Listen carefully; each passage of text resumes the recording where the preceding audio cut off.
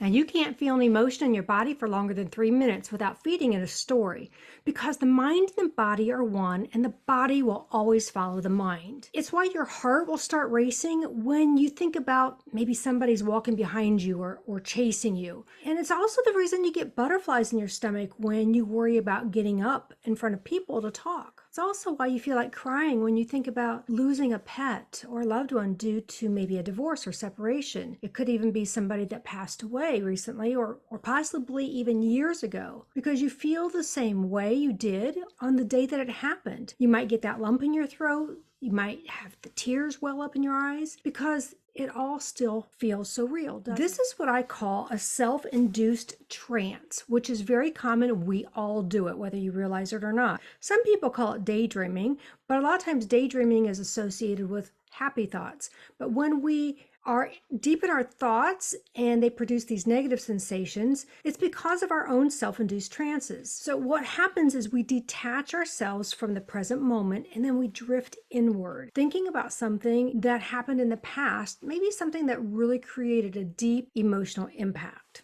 So when you rehash something you saw, or maybe replay a troubling conversation, your body will produce these stress-like chemicals because what happens is it perceives your thoughts as real. It's a threat to your safety because your mind doesn't know the difference between what's real and what's imaginary. And your brain's main job is to keep you safe, so it prepares you by putting you in this fight or flight state.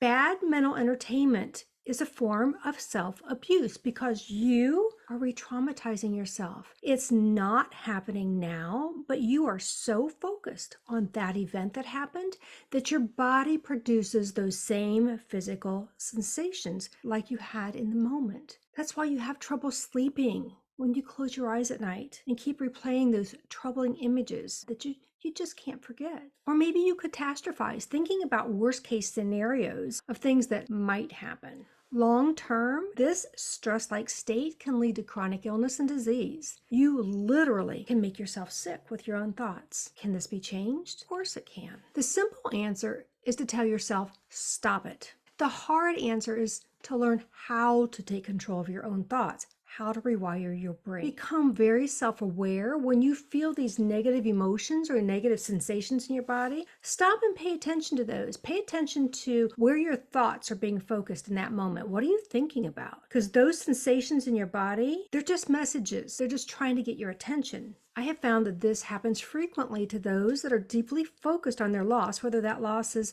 due to a separation, a divorce, loss of a job, loss of your health, loss of your youth. Maybe there were some bad words within your family and you became estranged. And what happens is people will torment themselves with these chronic, intrusive thoughts.